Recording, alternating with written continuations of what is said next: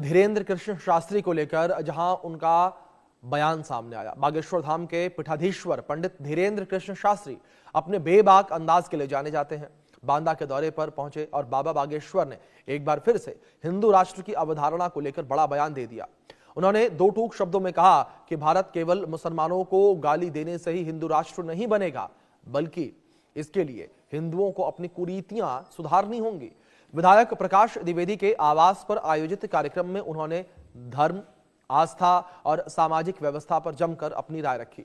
धीरेन्द्र शास्त्री ने आस्था में मिलावट करने वालों को चेतावनी देते हुए कहा कि हनुमान जी की कृपा से संपूर्ण जरूरी है।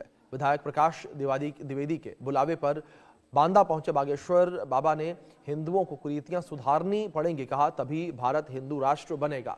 पीठाधीश्वर पंडित धीरेन्द्र कृष्ण शास्त्री ने शादी, विवाह और तलाक के मुद्दों पर भी तुलनात्मक टिप्पणी की है। उन्होंने कहा कि एक वो हैं, उनके यहां तो 3 बार हूं और तलाक हो गया, लेकिन सनातन धर्म में व्यवस्था मजबूत है। यहां जब तक 20 से 25 बार कोर्ट में पेशी न हो जाए तब तक रिश्ता नहीं टूटता। उन्होंने चुटकी लेते हुए कहा कि उनका अपना अपना है, लेकिन एक बात याद रखिए, जो कायदे में रहेंगे वो फायदे में रहेंगे। अब बड़ी बात यहां पर यह है कि जिस तरीके से पंडित धीरेन्द्र कृष्ण शास्त्री का यह बयान सामने आया है, यह बयान अब चर्चा का विषय बना हुआ है। आप सुनिए किस तरीके से बयान सामने आया। देखो वहां कटवाना, भगवान ने बचा, भगवान करो। अब हम कुछ बोलना नहीं है, नहीं तो वही दंगा हो भी जाए तो हमारा ठकनी है। हम सही बोलते हैं, मुंह पे बोलते हैं। एक वो है, उनके यहाँ तो साफ, उनके यहाँ 3 बार कहते तलाक हो गया, 3 बार।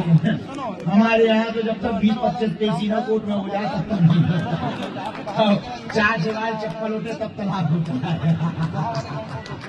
लेकिन उनसे कोई बुराई नहीं है, अच्छी बात है, उनका अपना अपना है, भगवान करे चला रहे, पर कायदे में रहेंगे तो फायदे में रहेंगे, कोई दिक्कत नहीं।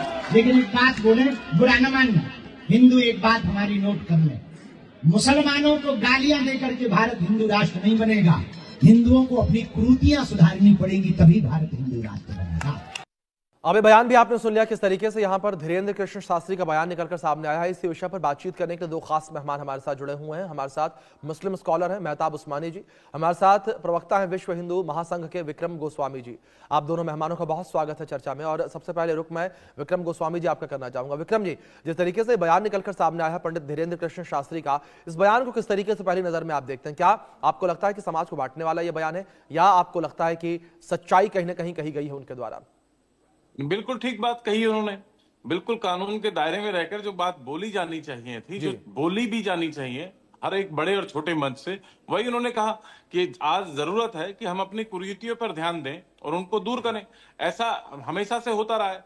सनातन धर्म में अगर कहीं कोई भी चीज अति हो जाती है और कुछ ऐसा गलत कुछ लोग करने लगते हैं, तो उसको रोकने का काम हमारे धर्माचार्य, हमारे धर्मगुरु करते हैं।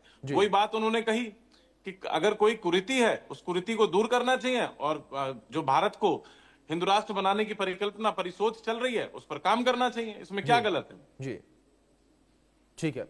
मेहताब उस्मानी जी, एक रिएक्शन मैं आपका भी चाहूंगा। जिस तरीके से ये बयान निकलकर सामने आया, क्या इस बयान को ठीक मानते हैं? क्योंकि अगर बात यहां पर 3 तलाक को लेकर करें, 3 तलाक को लेकर टिप्पणियां अभी भी देखने को मिलती हैं और 3 तलाक के मामले अभी भी देखने को मिलते हैं। यही कारण है कि टिप्पणी अभी भी होती है, भले कानून बन गया हो, लेकिन 3 तलाक के मामले भी रुकते नजर नहीं आ रहे। देखिए, धीरेन्द्र शास्त्री जी ने जो कहा, ये बात तो उन्होंने सही कही है कि मुसलमानों, इस बात को उन्होंने एक्सेप्ट भी किया कि मुसलमानों को गाली देके हिंदू राष्ट्र नहीं बनेगा जी। ये इन्होंने इस बात को तो मान लिया ना कि मुसलमानों को गाली दी जा रही है, कि मुसलमानों के नाम पे इस कदर अत्याचार किया जा रहा है। गाली का तो उन्होंने खुद एक्सेप्ट कर लिया, मार काट का भी बता देते थोड़ी देर और बयान देते तो। और दूसरी बात ये कि मुझे एक बात समझ नहीं आती है, बाबा जी इतना इंटरेस्ट मुस्लिम धर्म में क्यों लेते हैं? अरे भाई, आप अपने धर्म का प्रचार कीजिए ना। आप हिंदू धर्म में बताइए कितनी बार तलाक होती है, कैसे तलाक होती है, और ये भी बताइए साथ साथ कि वृद्धाश्रम जाके देखिए कि कितने मुस्लिम है वृद्धाश्रम में और कितने हिंदू हैं। ये क्यों नहीं बताते बाबा जी?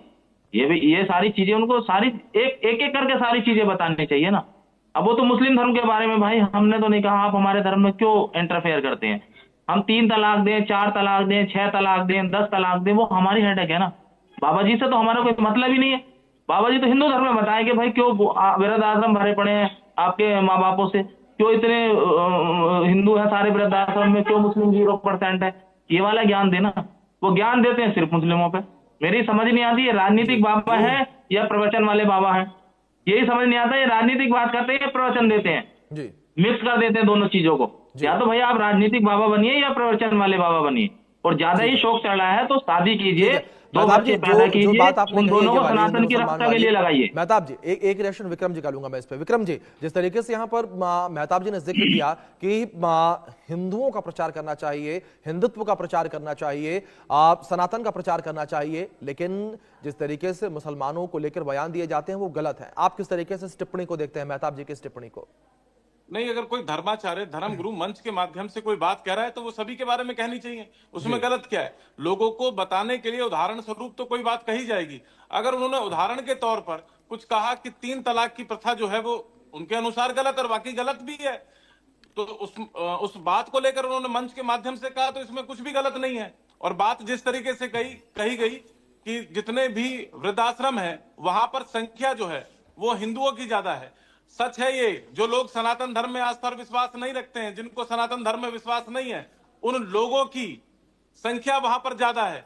वो लोग जो सनातन धर्म में विश्वास रखते हैं और सही मायने में सनातनी हैं, जो परंपराओं के अनुसार काम करते हैं, जो संस्कार उनके परिवार से उनको मिलते हैं, वो लोग आज अनाथ आश्रम में नहीं है, वृद्धाश्रम में नहीं है। जो लोग सेकुलर तौर पर जिंदगी को जीना चाहते हैं, सेकुलर तौर पर जिंदगी को देखते हैं, वही आज अनाथाश्रम और वृद्धाश्रमों में मिलेंगे।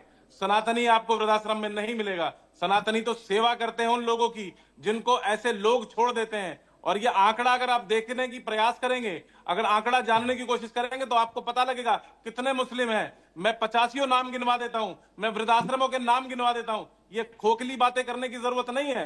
बात मैं आपको चैलेंज देता हूं सर इस बात के लिए, पर सच्चाई के साथ मेरा आपको चैलेंज है इस बात के लिए, पहले आकलन कर लिया जाए। विक्रम जी चैलेंज कर रहे हैं, मेरा आपको चैलेंज कर रहे हैं कि 100 वृद्धाश्रम दिखाइए जिसमें 100 भी मुस्लिम फैमिली हो, जो माँ बाप हो जो मुस्लिमों के, 100 में 100 की बात कर रहा हूँ। खुला चैलेंज है मेरा आपको, इस बात को कह रहा हूँ, मेरा खुला चैलेंज है सर आपको, मेरा खुला चैलेंज है। मैं तो कह रहा हूँ ना, मैं खुला चैलेंज दे रहा हूँ आपको। आप कहते हो कि वो सनातनी है, एक मिनट सुनिए, आपको मेरा खुला चैलेंज है। आप कहते हो सनातनी नहीं है, उनसे पूछिए उनके बच्चे कितने भक्ति में लगे हुए होते हैं, उनसे पूछिए उनके बच्चे दिन में 2 बार मंदिर जाते हैं जो वृद्धाश्रम में। आप कहते सनातनी नहीं है, आपने कैसे टैग दे दिया उनको? उनके बच्चों से पूछिए ना, उन माँ बापों से पूछिए जो दिन रात मंदिर में गए हैं। वो लोग आप उन माँ बापों से पूछिए ना कौन है वो, आप उन माँ बापों से पूछिए ना सर। आप कैसे कह रहे हैं कि वो सनातनी नहीं है? आप कैसे सर्टिफिकेट दे दोगे किसी को? आप किसी को कैसे सर्टिफिकेट दे दोगे कि वो सनातनी नहीं है? आप तो अपनी तरफ से डिक्लेरेशन कर दिया आपने कि वो सनातनी नहीं है। आप कैसे कह सकते हो वो सनातनी नहीं है? आपने कैसे सर्टिफिकेट दे दिया सर? अपने माँ बाप को कैसे दे दिया? हम तो कहते हैं, हम तो देखिए जो सेकुलरिज्म कैसे कहते हैं परंपरा की नहीं है साहब। उनके बच्चे तो 2 बार मंदिर जाते हैं दिन में। वो माँ बाप कहते हैं कि हमारे बच्चे दिन में 2 बार मंदिर जाते हैं, हम 3 बार मंदिर जाते थे, 4 बार जाते थे। से दूर नहीं करता है, आंकड़ा दिखा। बाबाओं से कहो, बाबाओं से कहो कि राजनीतिक प्रवचन ना देके धार्मिक प्रवचन दे। मैं कह तो रहा हूँ सर, मैं कह रहा हूँ बाबा जी से कहो 3 तलाक के लिए कानून बन चुका है, वृद्धाश्रम के लिए भी कानून की मांग करें। बैठे धंधे पे दिल्ली आके, बैठते क्यों नहीं? ये ऐसे प्रवचन दिलवाओ ना। ये राजनीतिक प्रवचन उनसे कहो बंद करें और धार्मिक प्रवचन दे। अगर वो बाबा है, अगर कोई अपने आप को पंडित बोलते हैं, वो पंडित बोलते हैं ना अपने आप को, तो पंडित जी से कहिए कि आप धार्मिक वो छोड़ दीजिए, राजनीतिक बयानबाजी कीजिए। अगर आपको नहीं है धर्म के बारे में इंटरेस्ट, अगर है तो बैठिए धरने पे, वृद्धाश्रम बंद कराइए देश में सारे। मैं तो कहता हूँ, हम तो कहते हैं सारे बंद करा दीजिए एक साथ। बैठो धरने पे, हम साथ में बैठेंगे उनके। क्यों नहीं करते ये बात? नहीं करेंगे बिल्कुल भी। वहां उन्हें फायदा नहीं है भाई, वहां उनको फायदा नहीं है सर। वो तो 3 तलाक पे अटके हुए हैं। 3 तलाक के लिए कानून बनाया नहीं बना, वही लोग 3 तलाक के लिए कानून बनाया नहीं बना। मैं क्या पूछ रहा हूँ सर, 3 तलाक के लिए 3 तलाक की बात करते थे वो, 3 तलाक की बात करते थे वो, कानून बनाया नहीं बना। दुर्गा की पूजा नहीं करते, अरे सुन लीजिए ना, भगवती को नहीं जानते, जिसकी बात बाबा जी कर रहे हैं उसके लिए कानून बना दिया सरकार ने। बाबा जी अरे जिसकी बात उस्मानी कर जी, तीन मेहताब तलाक जी, की, उसका कानून बना दिया ना। यही जिक्र तो मैंने आपसे किया शुरुआत में। जिस तरीके से 3 तलाक का जिक्र आप कर रहे हैं, 3 तलाक का कानून बन तो गया है, लेकिन क्या इस कानून को पूरी तरीके से माना जा रहा है? अगर इस कानून को पूरी तरीके से माना जा रहा होता तो शायद आप और मैं बैठ के चर्चा ही नहीं कर रहे होते, क्योंकि लगातार आप देखें कि कितने ऐसे मामले हैं। अगर मैं एक रिपोर्ट मेरे पास है इस वक्त, मैं आपको बता दूं, ये सिर्फ और सिर्फ 2025 के आंकड़े जो हैं वो बताती है रिपोर्ट कि 2025 में ही 100 से ज्यादा 3 तलाक के मामले सामने आए हैं। ये तो कानून मानते हैं आप लोग? मैं बताऊं सर, आप मुझे जी। बताइए, रेप के लिए कानून बना हुआ है, मर्डर के लिए कानून बना हुआ है, मुझे बताइए कितना कानून मान रहे हैं लोग? क्या रेप वाह, नहीं हो रहे हिंदुस्तान डिफेंड में? करेंगे। डेली रेप होता है 10-20, तो क्या उसके लिए कानून नहीं है? किसको फांसी दी गई आप अब तक किस बताइए तरीके से मुझे। डिफेंड करेंगे इसे? कानून, विक्रम जी, कानून सनातन पर भी नहीं, सवाल उठा है, इसे नहीं, डिफेंड नहीं, भी कर आप रहे हैं। एक धर्म की चीज को टारगेट नहीं करें। आप मुझे बताइए किस चीज के लिए कानून नहीं बना? क्या उसका उल्लंघन नहीं होता कानून का? मुझे बताइए, रेप के लिए किसे फांसी दी गई? 10-10 साल से लोग रेप करके जेलों में बैठ के रोटी खा रहे हैं। आप कहते हैं 3 तलाक की बात करते हो आप? लेकिन उनके लिए करिए ठीक ना, है, मांग ठीक करिए है, उनके आपने लिए जो बात फांसी की दी जाए कानून उनको। की, ठीक है, कानून का पाठ पढ़ाया आपने मेहताब जी, बहुत सही है, जाहिर है, अच्छी मैं बात है। कानून पे आपने जिस अच्छा, एक जिस तरीके से बात करी है, मैंने उसका जवाब दिया कानून का आपको। पाठ आपने पढ़ा, बहुत कानून अच्छी हर बात है, एक के लिए क्योंकि बना जहां है। से भी कानून ज्ञान मानता मिले, हूं ज्ञान मैं ले लेना देश में। चाहिए, और ये ज्ञान मैंने आपका लिया। लेकिन मेहताब जी, एक बड़ी बात यहां पर यह है कि एक विशेष समुदाय को, एक विशेष धर्म को ही टारगेट करके क्यों आखिर ये कानून बनाने मैं की बताता हूं ना, जरूरत पड़ गई? विशेष क्योंकि ये चीजें धर्म बार को बार हो टारगेट रही इसलिए थी, क्योंकि बार बार जो महिलाएं थी उन्हें पीड़ित बनाया जा